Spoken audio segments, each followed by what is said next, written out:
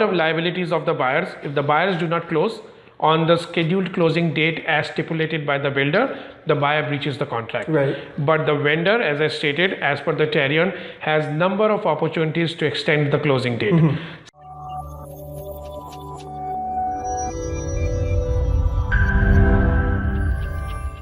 Hey everyone, it's Lawrence Mack here from Remax Realtron, here again with Dheeraj Bhatia from Madamser Law. Thank you for joining me today. Thank you for having me. Excellent. Today we're going to talk about something that's been in the news a lot.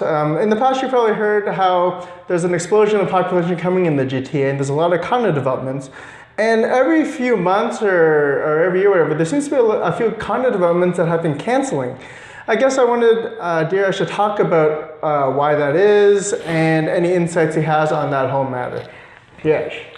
So yes, we have heard that about a lot in the news, for the last few years, that there are certain condo projects which have been cancelled. The reasons could be different. It could be different that the builder did not get the permission from the city to Financing, the maybe. building plan was not passed. It could be financial reasons, which has happened to many without taking any names, to many projects in which the builder could not get financing for the project, or the financiers backed out, or due to additional construction costs. Sometimes the project is no longer viable. The builder thinks that whatever it sold the project for, the builder cannot sustain those costs. So the reasons could be varied. In that cases, unfortunately, the buyer has not a lot of recourse. But that being said, there are certain things that you have to be careful, that a buyer, when he buys a unit in a condominium project, the buyer has to give deposits. Those deposits are structured over a period of, say, immediate with the signing of the agreement, within 30 days, 60, 90, 120, and so on. Always make sure that those deposits are insured. Under the Condominium Act, those deposits, if they are not insured, if they are not meant to be kept in the lawyer's trust account, if they have to be released to the builder, then there is no protection over your deposits. So always make sure that when your lawyer reviews your agreement of purchase and sale, he sees that the deposits, current deposit and your future deposits, are protected under the terms of the agreement of purchase and sale. Those deposits would remain with the builder's lawyer's trust account and not to be released. In some cases, they have a provision that they will be released to the builder because the builder requires it for financing. Right. So there are two ways of how the builders go about financing.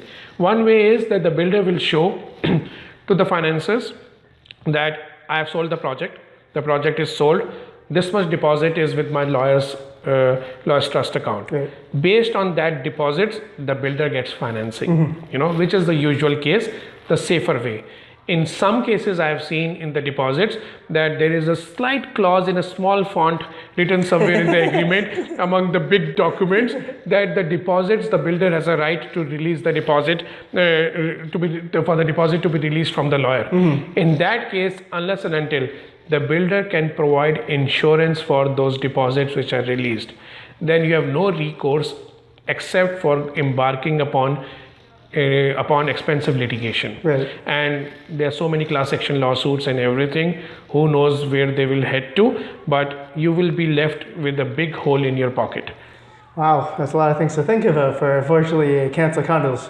Are there any, ways to mitigate that, even before you even start the process?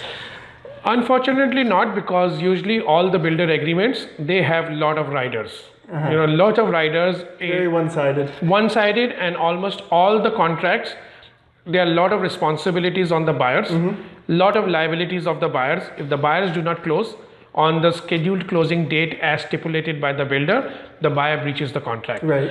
But the vendor, as I stated, as per the Tyrion, has number of opportunities to extend the closing date.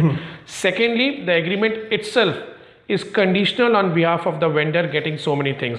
The vendor getting the permission from the city, the building permit being gotten from the city, environmental permit. So many different departments need to clear the project.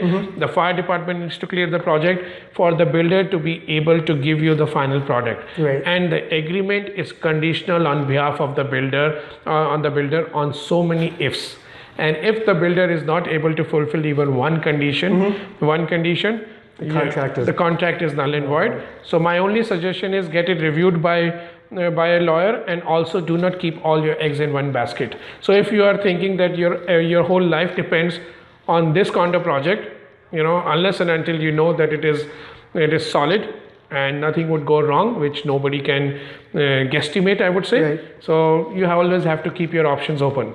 Well, that's a lot of great information, and it is unfortunate for a lot of the new buyers who, expected to close 3 to 5 years, and all of a sudden their whole life just got turned upside down because now they don't have a new place to go to, but they already sold their place. And I guess regardless, they really should have their paperwork reviewed by a lawyer such as yourself. And also, even if they get it reviewed, if the projects that are cancelled, now if they're going to go into the market to buy a new condo, the price would be much more. The price, unfortunately, would be much more, but that is the world in which we live in now. Yes. And so I do thank you for joining us today and talking about the cancelled condo developments. My pleasure. Thank you so much. Excellent. See you next time.